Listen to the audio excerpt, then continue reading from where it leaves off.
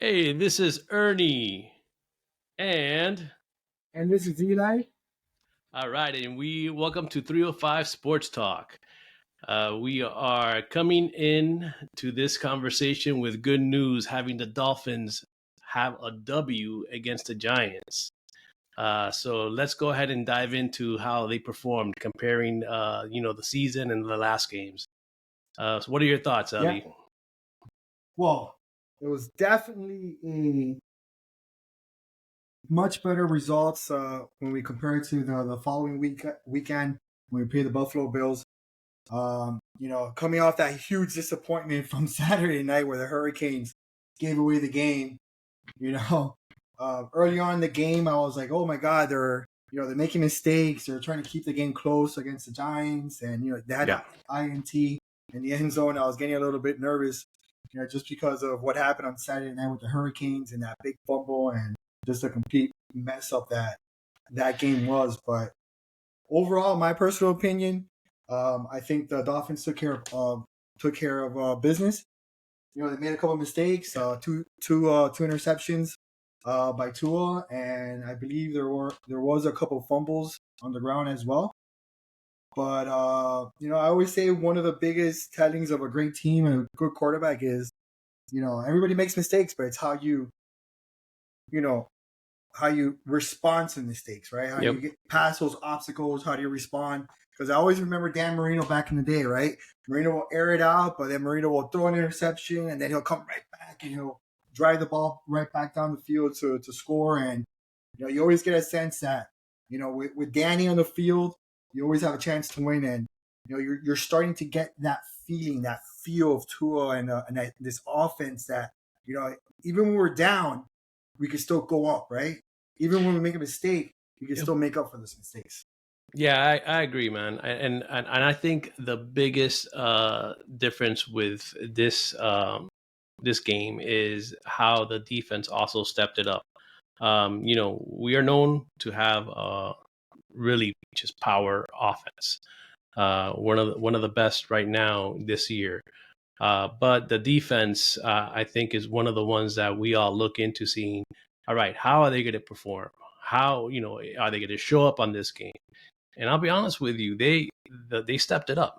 They stepped it up, and I saw a different hunger with trying to prove that they are a good quality defense. The defensive line. I mean, I don't know if it was a matter of the Giants not having a good offensive line or our defensive line really kind of like just punching through, because I did see, a lot of push from our defensive line, just really kind of not letting the Giants do anything, and pressuring the quarterback and not letting them complete their plays, killing their timing. So I really think it's something that we need to get more balanced, more consecutively with having our defense really kind of getting in there, just like they did that with the Giants. And Yeah, and not only that, man, it gives the offense time to kind of just see that it's not only them needing to go ahead and put in the performance, but it has to be a balance back and forth. yeah, What do you think? yeah. I agree 100% on on what you said there. You're completely correct. I think this game started and ended with the line of scrimmage. I think that it would have been a huge disappointment if our defensive line would have struggled against the Giants' offensive line. This is an offensive line that the week before gave up about 11 sacks. So it's not a great offensive line. It's Yeah, it's, it's a really bad offensive line. But yeah, if our defense line would have struggled, I think we had about 7 sacks in the game. You really felt Wilkins' presence in the middle and Siegler, both of them pushing the offensive line um, um, back, into behind the line of scrimmage. And you have, Van Ginkel once again, coming flying from the end spot and really putting a lot of pressure on Daniel Jones and making him feel uncomfortable all game. And then you have Mr. Almost Mr. Maybe Bradley Chubb. You felt his presence too. yeah. He played a great game, and overall the linebackers were stopping the run. So you know, uh, uh, you know, they didn't have that running game that other teams have taken advantage against us. I know they didn't have Barkley, but at the same time, Breida is a very serviceable back. Mm-hmm. So overall, I think the defensive line played very well. Our linebackers, Baker was, you felt Baker's presence. He went on a couple blitzes this time, and it played very good. As far as the safeties, I think the pairing of Holland and Deshaun Elliott is a really good pairing. You could tell that when Holland plays with Elliott, it's a whole new different dimension than the following week where he was with where Elliott was injured and Jones started, and you could really tell that Jones wasn't back from injury. But overall, you can just see those better synergy, better play, better hustle, and overall very much improved defense that stepped it up because Yeah. two made mistakes. Right now, the one that's leading the defense with sacks, I see that is Van Ginkel. He has 4 sacks so far in the in the past 5 games.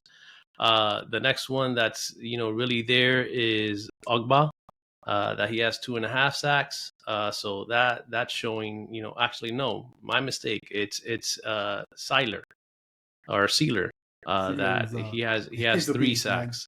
So that guy really stepped. You know what I like? It looks like he was having fun. He's ramping up, his team, and whenever they're doing a good play, you could see that they're kind of like just coming together and getting excited, and the next one wants to go ahead and do the next big play.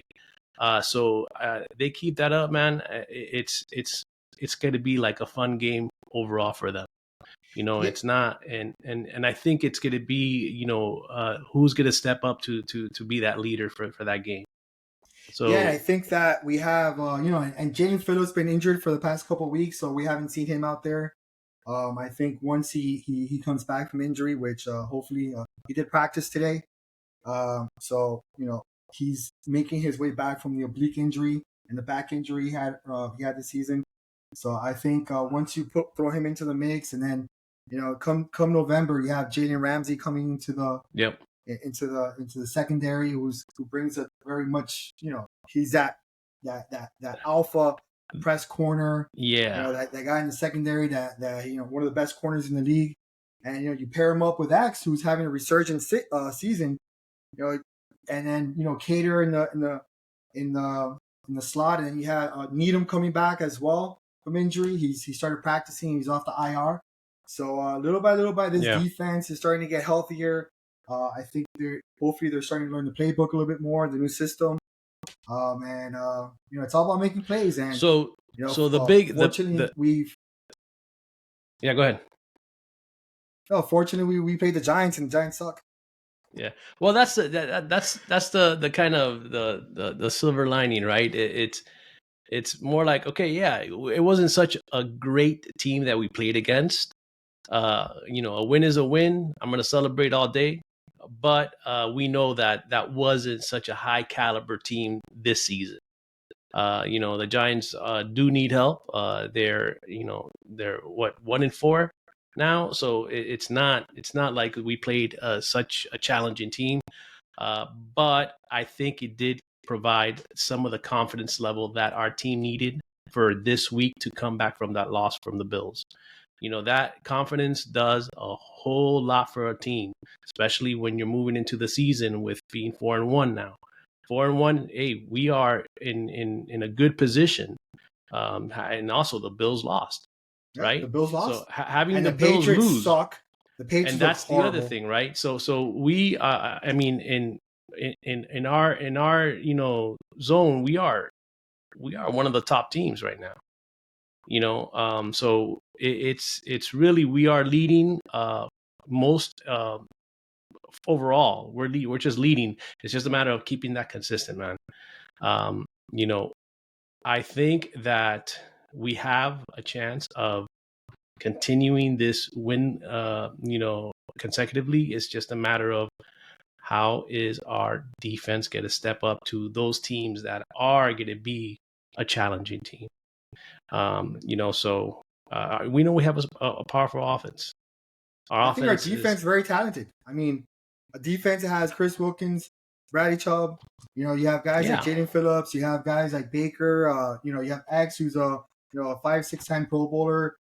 You have a young core safety with Holland, who's like ranked number one safety in the league right now, and there's talent there. I mean, there's absolutely 100% talent there. Mm-hmm. I just think that new scheme coming in, they're meshing, they're getting everything, they're coordinating, they're getting things together, and I just think that when you make some changes, it takes a little bit of time to adjust, and hopefully we're going through an adjustment period. And I expect big things from this defense down the stretch, and you know, and you know, knock on wood that we continue to have good health, and Jalen Phillips comes back and he has that immediate impact that we know he could have, and with him and Van Winkle on the end, and Bradley Chubbs, I think it's a very deep defensive line on the edges that we have. Right. So one of the things I did notice as well is that Tua did have a couple of mistakes during this last game.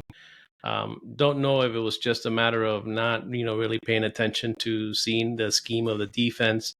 But what I like about it is, I don't know if you saw that play that he kind of laughed it off, like saying, all right, that was my bad. But at least he's taking the ownership of kind of like saying, you know what?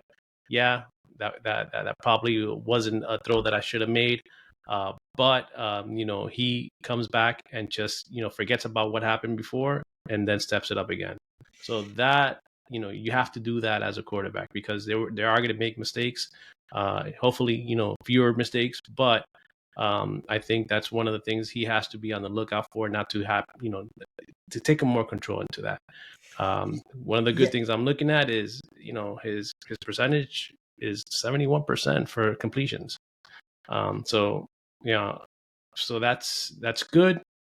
One of the top ones. I mean, he's what right now, 1,614 yards for the last 5 games. That's first in the league. He leads the league. That's insane in total yards.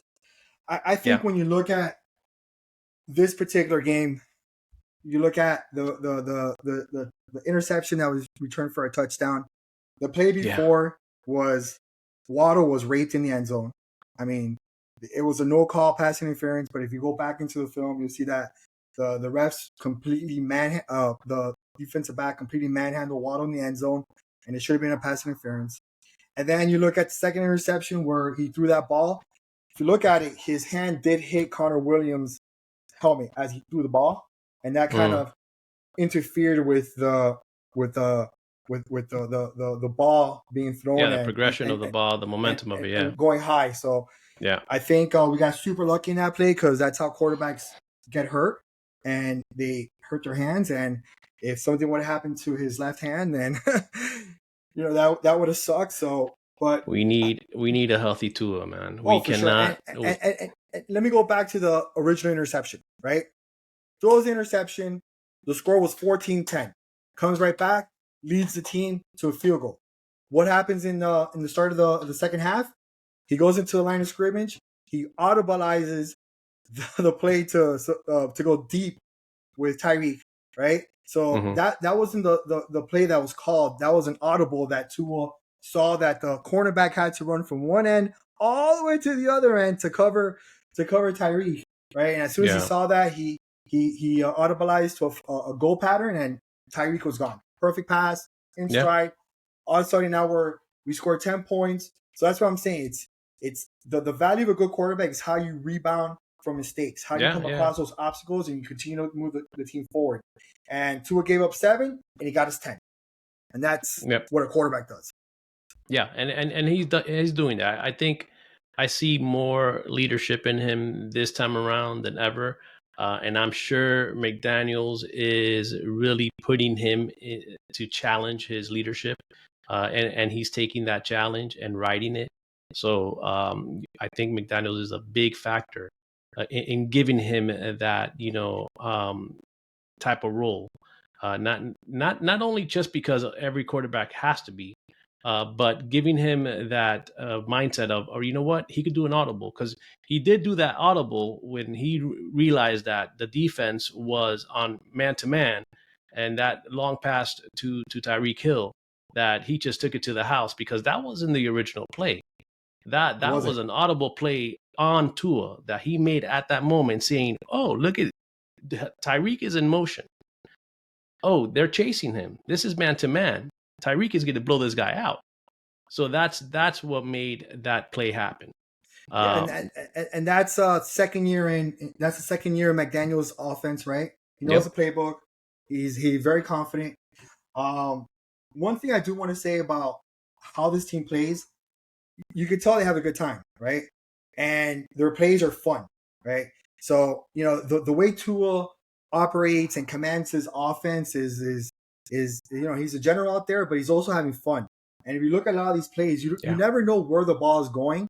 And I was thinking about how Tua hides the ball so well when he goes into the play action, or Yeah. he fakes it to one running back and he goes to another one. And I go back to the play where to start the game, right? They went to the 21 personnel, which means there's two running backs, right? But when they got out of the huddle, there was no running back, right? So the running backs were scattered, right? We had A-Chain and Raheem in the game at the same time. And then all of a sudden, Waddle went into motion, and then he stood right next to Tua in the running back position, right? And then when Tua said hike, he faked the ball to Waddle.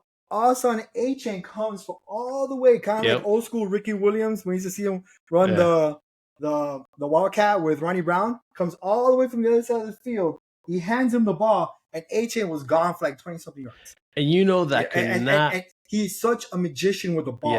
Yeah. The way like talking about old school football, like I remember Steve DeBerg, they used to say, "Oh, Steve DeBerg, the Magic Man," the way he runs that play action, he hides the ball so well, right? Or Peyton Manning, right? Peyton Manning was an expert at play action, right? Peyton Manning used to hide the ball, fake it to edge, and all of a sudden he's throwing the ball to Marvin Harrison streaking down the field. And I think Tua does that very well. He has a very strong grasp of the offense, and he's so confident with it. You know what I'm saying? Yeah. That it's so smooth. I think it's awesome to see. Here's the benefit that we have with having such a fast team, that we could do all those plays, because without having those trick plays or those audible plays or those motion plays, the speed is everything. I think what was it that the coach for the Giants said? Is like, hey, what do you guys think about facing the high powered offense of the Dolphins? And he was saying something about, man, I couldn't sleep. And I don't think he's the only coach that feels that way. I think just about every team right now is looking at what the Dolphins are doing, what they could do to stop them. And it's not going to be easy, because you know what? You could look at the playbook, you could look at what their schemes are, but can you match their speed?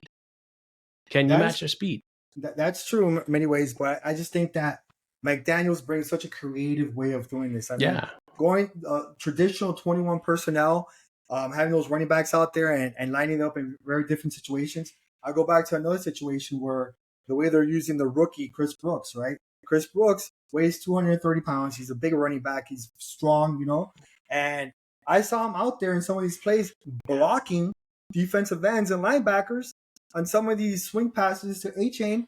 And you're like, oh shit. I was like, oh shit, look, it's Chris Brooks. It's not Alec Gold or anything. It's Chris Brooks. And and I just think that's a wrinkle, and I could just see another wrinkle come another way where instead of A-Chain or Raheem getting the ball, or Ahmed, now that A-Chain's injured for a little bit, it's gonna be Chris Brooks. And he's gonna be gone because against the Denver Broncos, he broke a long play for 50-something yards. So even our running back, converted fullback, right, has the skills and speed to break for a long run in. And then on the other side, we cannot say enough about how the offense line has responded. You have a guy like Austin Jackson, who last year and for the past couple of years was very maligned offensive tackle, who started off as a left tackle, then moved him to the right side. Last year he had a lot of injuries. Dude, when I see some of these plays are running, it's Austin Jackson, on the boundary, just shoving people out of the way and keeping up with the running backs.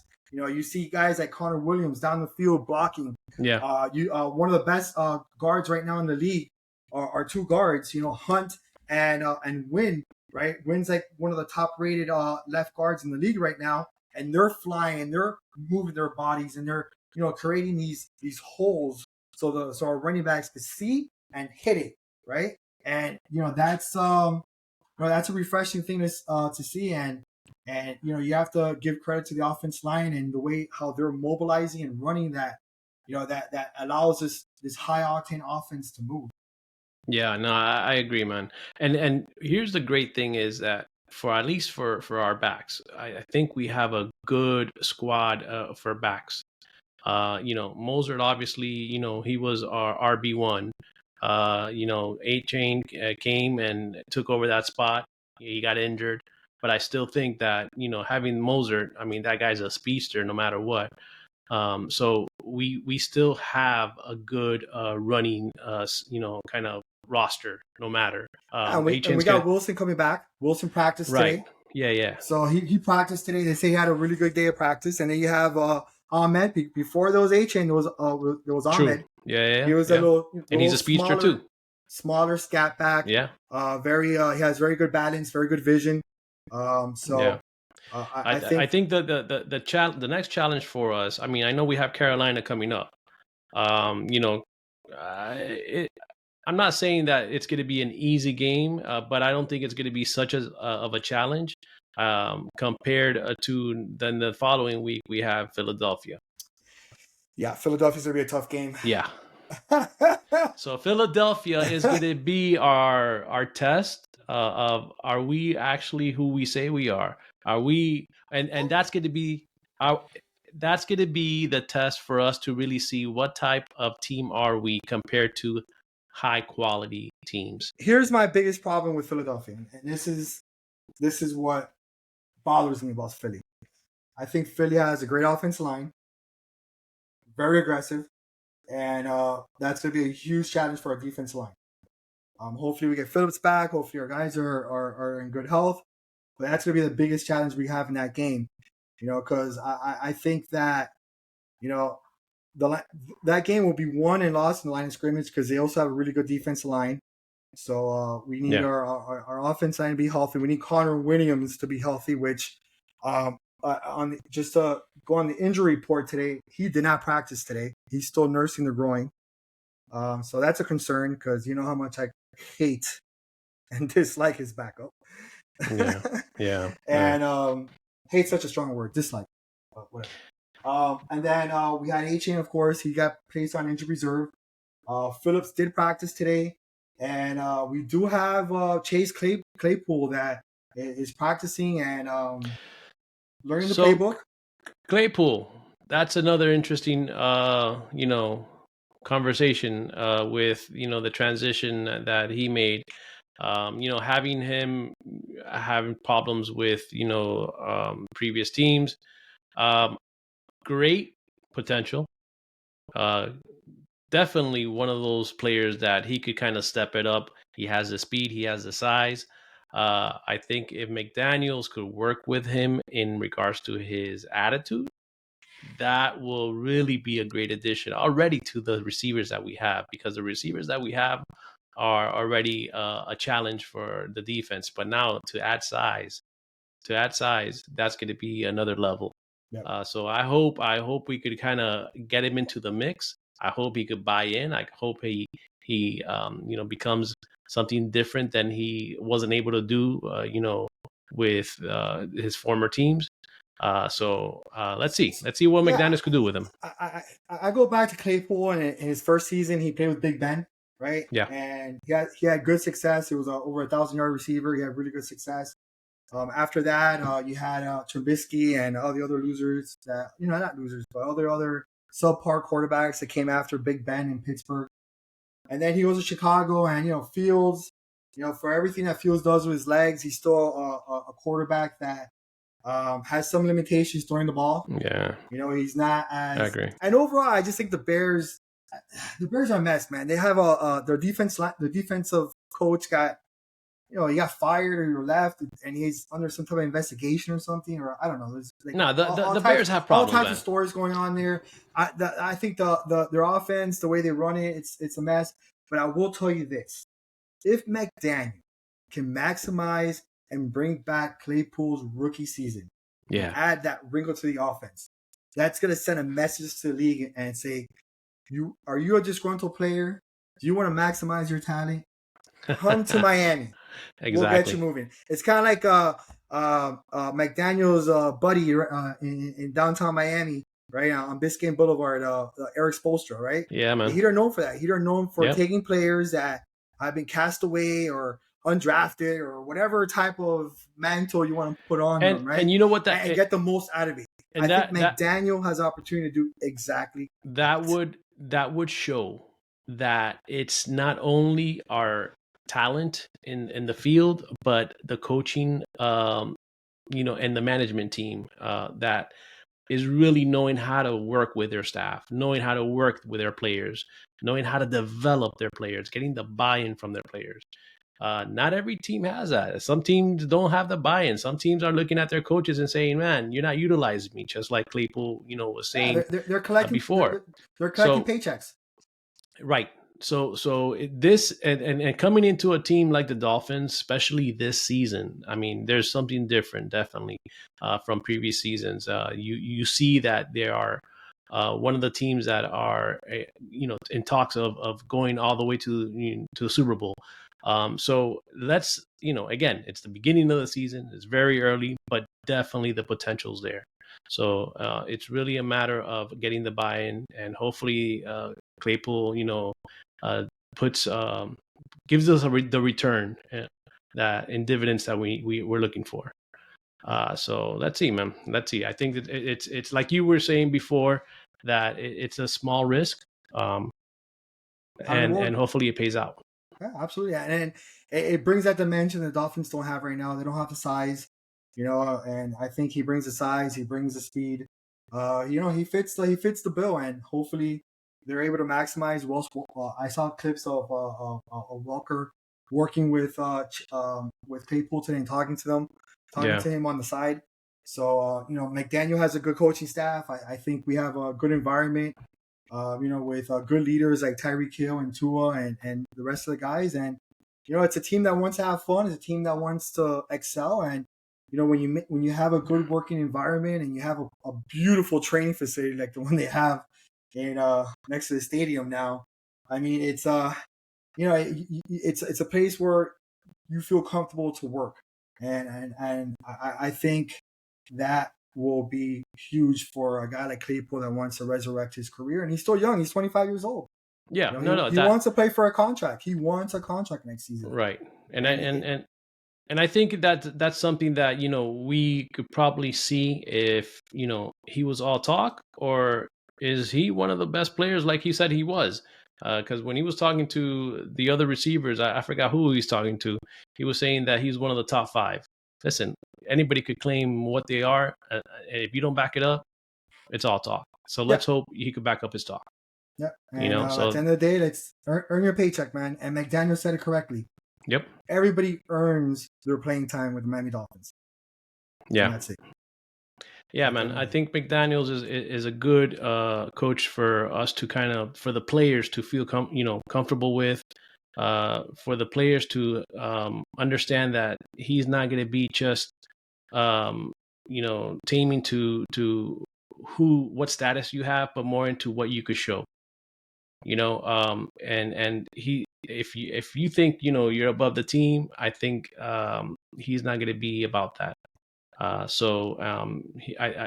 I like the fact that he does have a sense of connection with the team, and I see that even with after the post games, the way he talks to the media, he's somebody that connects with people. Not all coaches have that. He has a connection with people, so you could see it with his team that they have a connection with him too. So hopefully that Definitely makes has that a big difference. swag. Yeah, you can see it, man. He's what, little Mark Anthony, man. Little Little Mark Mark Anthony. Anthony. That'd be funny, man. Like, you know, you could probably play off McDaniel's for Halloween. Our friend Little Al. Little Al, Little Al could throw on the he'll be sunglasses, the and he could perfect throw on McDaniel's, man. He doesn't with the even have to wear a headsets on. mask.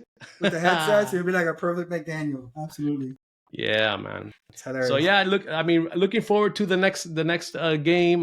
Carolina. We are. I think what is it? It's It's at a home. It's it's at a home, home right? Yeah, game at yeah, 1 o'clock on.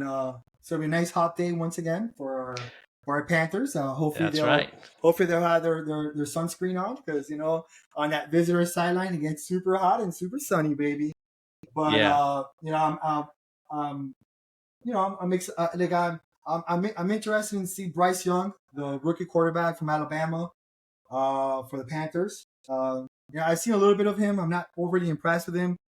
People want to say he's a little bit like Tua, but he's much smaller. He's about 5'10", weighs about 200 pounds. You have Tua's more closer to 6'1" than 6 feet. Yeah, and he yeah. weighs over 220, and he's thick and strong, right?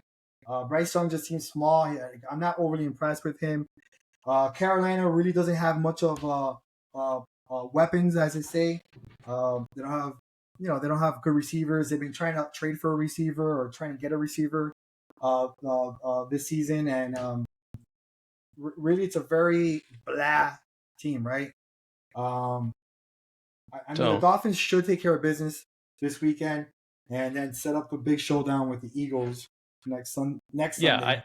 I agree, man. I think Carolina's going to be, no matter what, we got to take every game serious because we can't sleep on It's any the game. NFL.